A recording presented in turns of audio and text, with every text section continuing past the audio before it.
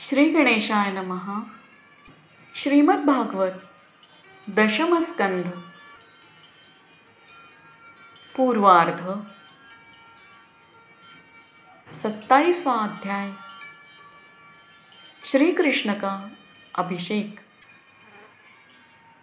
श्री शुकदेव जी कहते हैं, परीक्षित, जब भगवान श्री कृष्ण ने गिरिराज गोवर्धन को धारण करके मूसलाधार वर्षा से व्रज को बचा लिया, तब उनके पास गोलोक से कामधेनु बधाई देने के लिए और स्वर्ग से देवराज इंद्र अपने अपराध को क्षमा कराने के लिए आए। भगवान का तिरस्कार करने के कारण इंद्र बहुत ही लज्जित थे, इसीलिए उन्होंने एकांत स्थान में भगवान के पास जाकर अपने सूर्य के समान तेजस्वी मुकुट से उनके चरणों का स्पर्श किया। परम तेजस्वी भगवान श्री कृष्ण का प्रभाव देख सुनकर इंद्र का यह घमंड जाता रहा कि मैं ही तीनों लोकों का स्वामी हूँ। अब उन्होंने हाथ जोड़कर उनकी स्तुति की। इंद्र ने कहा, भगवान, आपका स्वरूप परम शांत, ज्ञानमय, रजोगुण तथा तमोगुण से रहित एवं विशुद्ध अप्राकृत सत्वमय है। यह गुणों के प्रवाह रूप से प्रतीत होने वाला प्रपंच केवल मायामय है, क्योंकि आपका स्वरूप न जानने के कारण ही आप में इसकी प्रतीति होती है। जब आपका संबंध अज्ञान और उसके कारण प्रतीत होने वाले देह आदि से है ही नहीं, फिर उन देह आदि की प्राप्ति के कारण तथा उन्हीं से होने वाले लोभ क्रोध आदि दोष तो आप में हो ही नहीं सकते। प्रभु, इन दोषों का होना तो अज्ञान का लक्षण है। इस प्रकार यद्यपि अज्ञान और उससे होने वाले जगत से आपका कोई संबंध नहीं, फिर भी धर्म की रक्षा और दुष्टों का दमन करने के लिए आप अवतार ग्रहण करते हैं और निग्रह अनुग्रह भी करते हैं। आप जगत के पिता, गुरु और स्वामी हैं। आप जगत का नियंत्रण करने के लिए दंड धारण किए हुए दुस्तर काल है। आप अपने भक्तों की लालसा पूर्ण करने के लिए स्वच्छंदता से लीला शरीर प्रकट करते हैं, और जो लोग हमारी तरह अपने को ईश्वर मान बैठते हैं, उनका मान मर्दन करते हुए अनेकों प्रकार की लीलाएं करते हैं। प्रभु, जो मेरे जैसे अज्ञानी और अपने को जगत का ईश्वर मानने वाले हैं, वे जब देखते हैं कि बड़े बड़े भय के अवसरों पर भी आप निर्भय रहते हैं, तब वे अपना घमंड छोड़ देते हैं और गर्वरहित होकर संत पुरुषों के द्वारा सेवित भक्ति मार्ग का आश्रय लेकर आपका भजन करते हैं। हे प्रभु, आपकी एक एक चेष्टा दुष्टों के लिए दंड विधान है। प्रभु, मैंने ऐश्वर्य के मद से चूर होकर आपका अपराध किया है, क्योंकि मैं आपकी शक्ति और प्रभाव के संबंध में बिल्कुल अनजान था। परमेश्वर, आप कृपा करके मुझ मूर्ख अपराधी का यह अपराध क्षमा करें और ऐसी कृपा करें कि मुझे फिर कभी ऐसे दुष्ट अज्ञानता का शिकार न होना पड़े। स्वयं प्रकाश इंद्रियातीत परमात्मन, आपका यह अवतार इसीलिए हुआ है कि जो असुर सेनापति केवल अपना पेट पालने में ही लग रहे हैं और पृथ्वी के लिए बड़े भारी भार के कारण बन रहे हैं, उनका वध करके उन्हें मोक्ष दिया जाए और जो आपके चरणों के सेवक हैं, आज्ञाकारी भक्तजन है, उनका अभ्युदय हो, उनकी रक्षा हो। भगवान, मैं आपको नमस्कार करता हूँ। आप सर्वांतर्यामी पुरुषोत्तम तथा सर्वात्मा वासुदेव है। आप यदुवंशियों के एकमात्र स्वामी, भक्तवत्सल एवं सबके चित्त को आकर्षित करने वाले हैं। मैं आपको बारंबार नमस्कार करता हूँ। आपने जीवों के समान कर्मवश होकर नहीं, स्वतंत्रता से अपने भक्तों की तथा अपनी इच्छा के अनुसार शरीर स्वीकार किया है। आपका यह शरीर भी विशुद्ध ज्ञान स्वरूप है। आप सब कुछ है, सबके कारण है और सबके आत्मा है।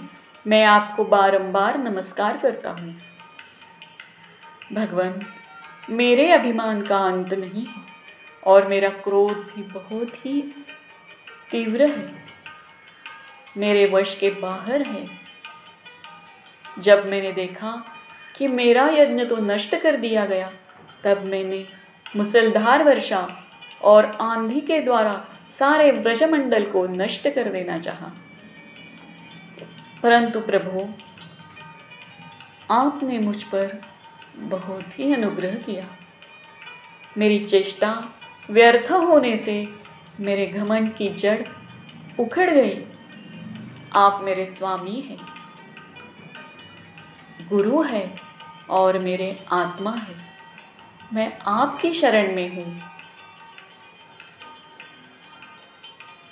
शुकदेव जी कहते हैं, परीक्षित, जब देवराज इंद्र ने भगवान श्री कृष्ण की इस प्रकार स्तुति की, तब उन्होंने हंसते हुए मेघ के समान गंभीर वाणी से इंद्र का संबोधन करके कहा। श्री भगवान ने कहा, इंद्र, तुम ऐश्वर्य और धन संपत्ति के मद से पूरे पूरे मतवाले हो रहे थे, इसीलिए तुम पर अनुग्रह करके मैंने तुम्हारा यज्ञ भंग किया। यह इसलिए कि अब तुम मुझे नित्य निरंतर स्मरण रख सको। जो ऐश्वर्य और धन संपत्ति के मद से अंधा हो जाता है, वह यह नहीं देखता कि मैं काल रूप परमेश्वर हाथ में दंड लेकर उसके सिर पर सवार हूँ। मैं जिस पर अनुग्रह करना चाहता हूँ, उसे ऐश्वर्य भ्रष्ट कर देता हूँ। इंद्र, तुम्हारा मंगल हो। अब तुम अपनी राजधानी अमरावती में जाओ और मेरी आज्ञा का पालन करो। अब कभी घमंड न करना। नित्य निरंतर मेरी सन्निधि का, मेरे संयोग का अनुभव करते रहना और अपने अधिकार के अनुसार उचित रीति से मर्यादा का पालन करना। परीक्षित, भगवान इस प्रकार आज्ञा दे ही रहे थे कि मनस्विनी कामधेनु ने अपनी संतानों के साथ गोपवेशधारी परमेश्वर श्री कृष्ण की वंदना की और उनको संबोधित करके कहा, सच्चिदानंद स्वरूप श्री कृष्ण, आप महायोगी योगेश्वर है।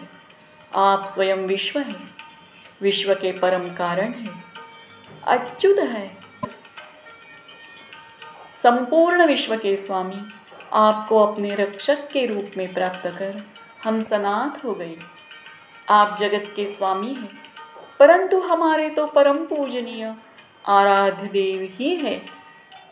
प्रभु, इंद्र त्रिलोकी के इंद्र हुआ करे, परंतु हमारे इंद्र तो आप ही है। अतः आप ही गौ ब्राह्मण, देवता और साधुजनों की रक्षा के लिए हमारे इंद्र बन जाइए। हम गौवे ब्रह्मा जी की प्रेरणा से आपको अपना इंद्र मानकर अभिषेक करेगी। विश्वात्मन, आपने पृथ्वी का भार उतारने के लिए ही अवतार धारण किया है। शुकदेव जी कहते हैं, परीक्षित, भगवान श्री कृष्ण से ऐसा कहकर कामधेनु ने अपने दूध से और देव माताओं की प्रेरणा से देवराज इंद्र ने ऐरावत के सूंड के द्वारा लाए हुए आकाश गंगा के जल से देवर्षियों के साथ यदुनाथ श्री कृष्ण का अभिषेक किया और उन्हें गोविंद नाम से संबोधित किया। उस समय वहाँ नारद, तुम्बरु आदि गंधर्व, विद्याधर, सिद्ध और चारण पहले से ही आ गए थे। वे समस्त संसार के पाप ताप को मिटा देने वाले भगवान के लोकमलापह यश का गान करने लगे और अप्सराएं आनंद से भरकर नृत्य करने लगी। मुख्य मुख्य देवता भगवान की स्तुति करके उन पर नंदनवन के दिव्य पुष्पों की वर्षा करने लगी। तीनों लोकों में परमानंद की बाढ़ आ गई और गौओं के स्तनों से आप ही आप इतना दूध गिरा कि पृथ्वी गीली हो गई। नदियों में भी विविध रसों की बाढ़ आ गई। वृक्षों से मधुधारा बहने लगी। बिना जोते बोए पृथ्वी में अनेकों प्रकार की औषधियाँ, अन्न पैदा हो गए। पर्वतों में छिपे हुए मणिमाणिक्य स्वयं ही बाहर निकल आए। परीक्षित, भगवान श्री कृष्ण का अभिषेक होने पर जो जीव स्वभाव से ही क्रूर है, वे भी वैरहीन हो गए। उनमें भी परस्पर मित्रता हो गई। इंद्र ने इस प्रकार गौ और गोकुल के स्वामी श्री गोविंद का अभिषेक किया और उनसे अनुमति प्राप्त होने पर देवता, गंधर्व आदि के साथ स्वर्ग की यात्रा की। इति श्रीमद्भागवते महापुराणे पारमहंस्यां संहितायां दशमस्कन्धे पूर्वार्धे इन्द्रस्तुतिर्नाम सप्तविंशोऽध्यायः सम्पूर्णः। श्रीमद्भागवतम दशमस्कंध पूर्वार्ध श्री कृष्ण अभिषेक नामक 27वां अध्याय यही समाप्त होता है। श्री कृष्णार्पणमस्तु। श्री गुरुचरणारविंदार्पणमस्तु।